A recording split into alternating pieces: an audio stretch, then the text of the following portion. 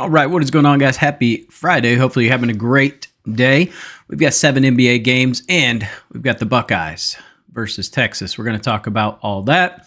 Make sure you guys like, comment, and subscribe. Join the Discord. Link is down below. Lots of plays being posted in there.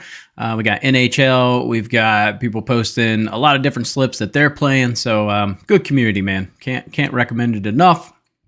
Let's start talking about these 7 NBA games. Before we do that, I keep forgetting to do the recap sometimes. We went 2-3 yesterday. Crappy day. We had Jalen Duren under 10.5 boards, and I like this play so much. Very disappointing. He had 5 at halftime, so we were good. He had 8 after the third quarter, but he had 4 fouls. So that's kind of what I was expecting. I expected him to get in foul trouble, and then last 3 minutes of the game, he went nuts on the board. So we were looking good, and then he just started to rebound like crazy. Golden State just started letting them back into the game. It was looking like a blowout for a while in the third quarter. Ended up coming down to last possession. Grady Dick, over 4.5 rebounds plus assists. Man, over this in 19 of his last 20. GG. Did not get it. Finished at 2, I believe. Alperen Sengun, under 16.5 rebounds plus assists. This was looking phenomenal at halftime. He had 6. We're chilling. And then he goes absolutely ape shit in the third quarter and gets 13 and blows this line. And then he only ends up getting like 1 in the fourth quarter. So that sucks. Quentin Grimes, over 3.5 assists, cash for us. Brandon Miller, under 8.5 rebounds plus assists. This was no play because of the LA Fires. This game got canceled. And then Jaren Jackson Jr., over 9.5 rebounds plus assists. This was very sweat-free. Not sure what he finished at, 11, 12, something like that, but super sweat-free there. So, like I said, 2-3 on the day. Highly disappointing. Penn State. Gave out Penn State, felt great about that, especially when I got out to a 10-0 lead. And then Notre Dame creeped right back in. Man, that pick. Yeah. End of the game, just run it, man. Take it to OT or something, but don't give the ball on the 42-yard line, throwing a stupid pick. It sucked. Anyway, we're going to move on from that trauma. All right, Pelicans and the 76ers. Not sure if we'll have Embiid. Looks like he's going to be out. I mean, you don't know. You have no idea. They don't have him in any starting lineups, so I'm assuming he's out. Zion's back. I think without Embiid with Zion, I don't know how you don't take Pelicans plus 4.5. I mean, it's a completely different team. Now, you do not have Herb tonight, but I don't think that's a huge hit. But I would go Pelicans plus 4.5. Bucks and the Magic. Paolo Banchero is officially back tonight. He's going to be on a slight minutes restriction. What does that mean? I don't know. I don't think that's your full-blown 20-minute time.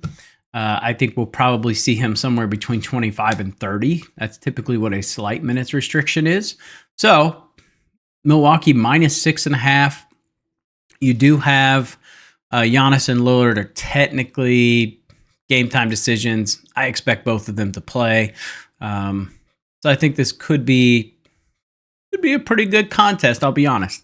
I like the over 210.5. I get with the Magic team, 210 is a decent amount, but for a Bucks team, that is extremely low. Bucks do not play defense. So I would say Orlando plus 6.5 over 210.5. Golden State and the Pacers, back-to-back. I don't know if Steph's going to play. I have my concerns on whether he plays or Draymond. I think we're seeing that baked into this line of -8. So until I know if Steph's playing or not, I would lean Indiana -8 if he's not playing. If he is, I would take the over 223.5. I think that's a better play in this contest. Oklahoma City Thunder, New York Knicks, game of the night for sure. We see OKC -4.5. Actually thought this line would be more, to be honest. I think OKC -4.5, even though they're playing at the Garden. Knicks have looked pretty decent, but I just think they're tired, man. I think they're playing way too many minutes. Give me OKC -4.5 in this one. Very, very strong lean towards the over 224.5. Kings and the Celtics, 11.5 for the Celtics. I know they're at home, but man, I can't pass up taking the Kings plus 11.5. I just don't think that the Celtics blow them out of the water. I think they keep it tight. until probably 6 or 7 minutes left in the fourth quarter. Celtics pull away, probably win by 8. So give me Kings plus 11.5. Wizards and the Bulls, 242.5 probably goes over. I don't trust the Bulls to take them minus 11.5. I would lean towards the Wizards plus 11.5, but man, this is ugly. Like I said, I would just lean towards the over 242.5 in this contest. Nets and the Nuggets, last game of the night. Will Joker play? I don't know. I don't know if he got herpes. Like, what the hell is keeping this dude out of the lineup? It's quite an illness. He's a game time decision. He's kind of 50-50 to play. No Aaron Gordon. Most likely no Aaron Gordon. Still a slew of injuries on the Brooklyn side. D'Angelo Russell's going to be out. Cam Thomas is out. Cam Johnson's out. Bogdanovich is out. So you got this ragtag lineup for the Nets, really, which is why we're seeing this Denver lineup minus 15.5.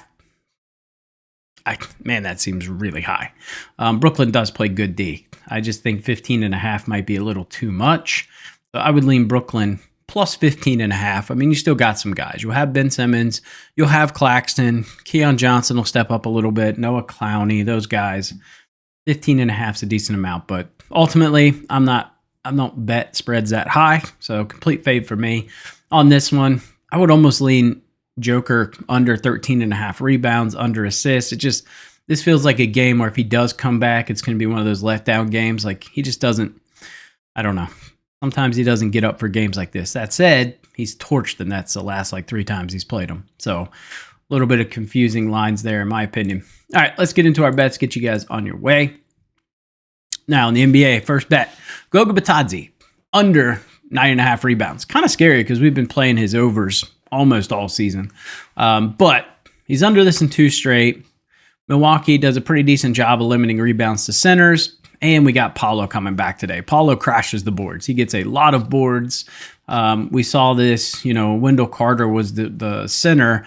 Wendell's line would be 6.5, 7.5. Paolo will get boards. So I like him to actually go over 4.5 rebounds. So we're going to skip that.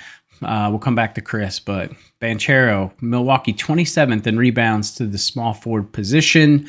Like I said, slight minutes restriction, but I'm thinking 25 to 30. This guy was averaging 8 boards a game before he went out. So we're getting a 3-board discount with the minutes restriction. I think it's just too good to pass up. Chris Middleton, over 3.5 rebounds. He's over this in 7 of his last 10 games. Over this in 7 of his last 8. Orlando is 25th in rebounds allowed to the small forward position. Giannis's line is 11.5, and he is favored to go under on pretty much every other book. So some other guys are going to have to step up and get boards, right? Portis is in that second line. His line's 7.5. We've got Brook Lopez is always at 4.5. You can pretty much just count on that. So I think Middleton has to step up and get some boards today. Next play is going to be Hartenstein, under 16.5 rebounds plus assists. All right, he's only over this line in 2 of his last 10 games. So we've got a great hit right here. He's going to be battling Cat. Cat should be out on the perimeter. He's going to have to go guard him.